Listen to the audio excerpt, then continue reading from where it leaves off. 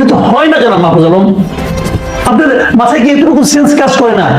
আপনাকে অনেকে সক্রেটিস থেকে বলে শুনেছি আমি, আপনি হয়তো সক্রেটিস যান, সক্রেটিস কি এই ধরনের এলোমেলো কথা বলে? যেহেতু আপনার নাম হয়ে গেছে সক্রেটিস, থাকেন না ভাবি, কথাবার্তা একটু কম বলেন। কি কাজ করেন না করেন সেগুলো তো দেখতেছি। এই লোকটা কি উন্মাদ? এই ধরনের একটা লোক কি করে সরকারের সঙ্গে থাকে? আপনি তো সরকারে আছেন, আপনি তো সরকারের একটা দায়িত্বে আছেন, আপনি তো সরকারের নীতি নির্ধারণ করেন, তো আপনি কি আপনার নীতিগুলিকে বারবার চেঞ্জ করবেন? আমাদের এই অন্তর্বর্তীকালীন সরকারের সবচেয়ে গুরুত্বপূর্ণ এবং প্রভাবশালী উপদেষ্টাদের একজন জনাব মাহফুজ আলম এবং তার কিছু কর্মকাণ্ড নিয়ে, উপদেষ্টার মতো পদের থেকে এ ধরনের কর্মকাণ্ড করাটা সম্ভব কিনা এটা নিয়ে আমার বিভিন্ন সময় সন্দেহ হয়েছে, এবং সেগুলো আমি গোপন রাখিনি, আমি সেগুলো প্রকাশ্যেই বলেছি, আপনাদের সঙ্গে শেয়ার করেছি। আমার কাছে মনে হয়েছে এই কাজগুলো উনি ঠিক করছেন না, অন্তত পক্ষে এই পদের থেকে তো নয়। তার সর্বশেষ যে নমুনা দেখতে পেলাম আমরা বিজয় দিবস উপলক্ষে, বিজয় দিবসের রাতে উনি একটা লম্বা স্ট্যাটাস দিয়েছেন ওনার ভেরিফাইড ফেসবুকে, এবং সেই স্ট্যাটাসটা দিয়ে যে ফেসবুক স্ট্যাটাস উনি তুলে নিয়েছেন সেটা নিয়ে আলোচনা করছি কেন? হ্যাঁ, আলোচনা আমি করছি। দেখুন, যে ফেসবুক স্ট্যাটাস উনি তুলে নিয়েছেন সেটা আমার কাছে এলো কি করে? এসেছে এই কারণে যে এটা নিয়ে এরই মধ্যে চারিদিকে তোলপাড় পড়ে গেছে, কেবল দেশে নয় বিদেশেও পড়ে গেছে।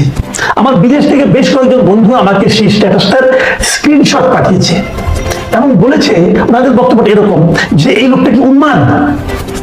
এই ধরনের একটা লোক কি করে সরকারের সঙ্গে থাকে, সরকারের নীতি নির্ধারণী পর্যায়ে এই ধরনের একটা লোক কি করে থাকে? এই প্রশ্নটা ওনারা করেছেন। কেন তারা এই ধরনের কথা বললেন আমি আপনাদেরকে একটু একটু দেখাতে চাই। বেশ বড় স্ট্যাটাস, সেই স্ট্যাটাসে উনি যেটা বলতে চেয়েছেন মূলত সেই কথাটা হলো যে উনি একটা অখণ্ড বাংলার স্বপ্ন দেখছেন। এটা উনি দেখছেন না, উনি বলছেন এটাই আসলে বাংলা ছিল, এটাই ছিল, কিন্তু নানা রকম রাজনীতির কারণে, ভারতের রাজনীতি, পাকিস্তানের রাজনীতি, ব্রিটিশ রাজনীতির কারণে সেটা ভেঙে গেছে এবং সেটা এক সমান হয়নি, একরকম হয়নি, প্রত্যাশার মতো হয়নি, এবং না হওয়ার কারণে আজকে বাংলাদেশ এরকম খণ্ড বিখণ্ড। এটাকে উনি কি বলেছেন ওনার ভাষায়, বরং আমি আপনাদের টুকটাক একটু একটু করে পড়ে শোনাই। এবং সেই স্ট্যাটাসে যে স্ক্রিনশট গুলো এখন তো মানুষের হাতে হাতে ঘুরছে, সেই স্ক্রিনশট আমার কাছে এসেছে, আমি সেখান থেকে কিছু দেখাচ্ছি আপনাদেরকে। উনি যে জায়গাগুলো লিখেছেন সেটা হলো যে বিজয় এসেছে, বিজয় আসছে আমাদের, তবে সামগ্রিক নয় মুক্তি, সামগ্রিক নয়, মুক্তি এখনো বহুত দূর, মানে উনি বহুত দূরের মুক্তিটা দিকে যেতে চাচ্ছেন। উনি কি লিখেছেন শুনেন। হিমালয় থেকে বঙ্গোপসাগর পর্যন্ত এই অঞ্চলের সভ্যতা ও সংস্কৃতির যে গড়ন তা আদতে উত্তর ভারতের চাইতে আলাদা। মুসলিম হিন্দু নির্বিশেষে যে সে সভ্যতা ও সংস্কৃতির পূর্ণ বিকাশ ও হিমালয় থেকে বঙ্গোপসাগর পর্যন্ত জনপদ পুনরুদ্ধার ব্যতীত পোকায় খাওয়া পূর্ব পাকিস্তান হয়ে বাংলাদেশ দিয়ে আমরা মুক্তিকে ছুঁতে পারবো না। তার মানে হলো যে হিমালয় থেকে বঙ্গোপসাগর পর্যন্ত যে জনপদটা আছে এই জনপদটাকে পুনরুদ্ধার করতে হবে, করে একটা দেশ বানাতে হবে। এর সঙ্গে উনি সেই মানে কল্পিত যে একটা ম্যাপ ওটা উনি দিয়েছেন, ওটা সোনার ম্যাপ না, এটা পাকিস্তান আন্দোলনের সময় যখন পাকিস্তান আন্দোলন হচ্ছিল, পাকিস্তান ভারত যখন আন্দোলনের 47 ঘটনা 1947 দিকে, তখন কিন্তু এই ম্যাপটা আমাদের এই দেশে অনেকে দিয়েছে, মৌলানা ভাসানী, যোগেন মন্ডল, আবু হাসিম, সোহরাওয়ার্দী, বঙ্গবন্ধু শেখ মুজিব, তাজউদ্দিন, এরাও এর সঙ্গে ছিল। তারা এই মানে এইভাবে এই ম্যাপটা বিতরণ করছে সবার মাধ্যমে যে এটাই হবে বাংলাদেশের চেহারা। এবং সেই চেহারার মধ্যে কি আছে আমি আপনাদের ম্যাপটা দেখাচ্ছি, আপনার ম্যাপটা মুর্শিদাবাদ, কলিকাতা, এইগুলো, জলপাইগুড়ি, এগুলো আছে।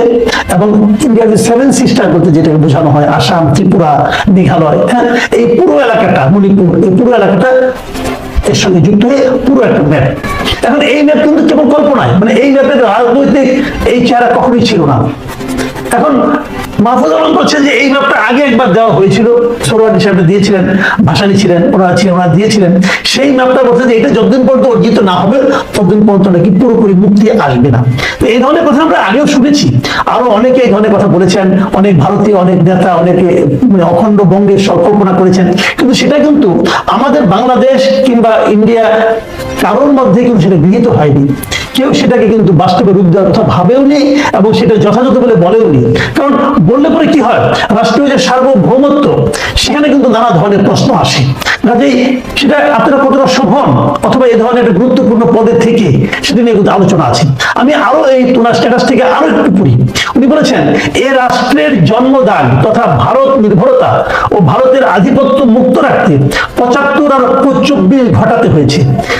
দুই ঘটনার ব্যবধান 50 বছর, কিন্তু আদতে কিছুই পরিবর্তন হয়নি। আমরা ভূগোল ও বন্দোবস্তে আটকা পড়ে গিয়েছি। এবং উনি আরেক জায়গায় লিখেছেন শেষ দিকে এসে যে মনে রাখতে হবে, দক্ষিণ এশিয়ায় আশরাফ মুসলিমদের ভূমি পাকিস্তান, ব্রাহ্মণ্যবাদী হিন্দুদের ভূমি ভারত, আর হিন্দু মুসলিম দলিত নির্বিশেষে নিপীড়িত মজলুম মানুষের ভূমি বাংলাদেশ। তাই বাংলাদেশকে এই খাঁচা থেকে বেরোতেই হবে। দক্ষিণ এশিয়া নয়, পুরো গ্লোবাল সাউথ বাংলাদেশের নেতৃত্ব অনুসরণ করবে। এই হলো ওনার কল্পনা এবং ওনার চিন্তা। এবং শেষের দিকে যেভাবে শেষ করেছেন সেটা হলো 24 কেবল শুরু, শেষ বিন্দু নয়। এই অভ্যুত্থানের নেতৃত্ব জানেন, তাদের লড়াই প্রস্তুত, যাবেও হয়তো তাদের জীবন।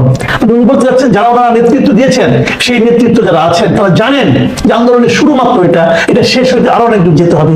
মানে ওই অখণ্ড বঙ্গ তৈরি করতে অনেক প্রাণ যাবে, ওদিকে যেতে হবে। এই ধরনের কথা দেখেন, আমি আগে বললাম যেগুলো অনেকেই করতে পারে, অনেকে বলতে পারে, চিন্তা করতে পারে, আলোচনা করতে পারে, পড়ার টেবিলে, আলোচনার টেবিলে করতে পারে, লিখতেও পারে, কোনো সমস্যা নাই। কিন্তু সেটা রাষ্ট্রীয়ভাবে এই আলোচনাকে এন্ডোর্স করা, রাষ্ট্রীয়ভাবে এই আলোচনাকে সমর্থন দেওয়া, এটা কি সম্ভব? এটাই সম্ভব নয়। কেউ করবেন, কারণ আপনি যখন করবেন, আপনি যেটাকে নিয়ে আপনার অংশ হিসেবে বিবেচনা করবেন, সেটা তো আরেকটা রাষ্ট্র, সেটা একটা ভিন্ন রাষ্ট্র, এটা তো আপনি করতে পারেন না। এমনকি আপনি যখন সরকারে থাকেন, আপনি যখন সরকারের নীতি নির্ধারণী পর্যায়ে থাকেন, তখন তো আপনি আরো পারেন না। এটা তো হয় না জানা মাহফুজ আলম, আপনার মাথায় কি এটুকু সেন্স কাজ করে না? আপনাকে অনেকে সক্রেটিস থেকে বলে শুনেছি আমি, আপনি যদি সক্রেটিস কি এই ধরনের এলোমেলো কথা বলে? যেহেতু আপনার নাম হয়ে গেছে সক্রেটিস, থাকেন না ওভাবেই, কথাবার্তা একটু কম বলেন, কি কাজ করেন না করেন সেগুলো দেখতেছি, একটু কথাটা কম বলে, মুখটাকে একটু লাগাম দেন। আপনারা সবাইকে বাতিল করে দিচ্ছেন, কেউ কিছু বোঝে না, সব আপনারা বুঝেন। একটা প্রবাদ আছে বুঝছেন, এটা হলো এই ঢাকা ইউনিভার্সিটির বিখ্যাত একজন টিচার হুমায়ুন আজাদ বলেছিলেন যে এক বইয়ের পাঠক সম্পর্কে সতর্ক থাকতে হবে। আপনাদের পড়া কিন্তু খুবই একমুখী। আমি যতটুকু বুঝি, আমার যতটুকু পড়ো, আমি খুব একটা মেধাবী ছাত্র নই, খুব বেশি পড়াশোনাও করিনি, কিন্তু যতটুকু পড়েছি ভাই, আপনাদেরকে আপনাদের জ্ঞান, আপনাদের কথাবার্তা আমাকে খুবই একমুখী মনে হয়। আপনারা এক বইয়ের পাঠক বলে আমার ধারণা। আপনাদের সতর্ক থাকা উচিত। আপনি দেখেন একটা বিশ্বাস হয়, তাহলে এই স্ট্যাটাসটা দেওয়ার 2 ঘন্টার মধ্যে উঠাই দিলেন কেন? এই কারণে নিয়েছেন, আপনাকে কেউ না কেউ বুঝিয়েছে, অথবা আপনি নিজে উপলব্ধি করতে পেরেছেন দেওয়া ঠিক হয়নি।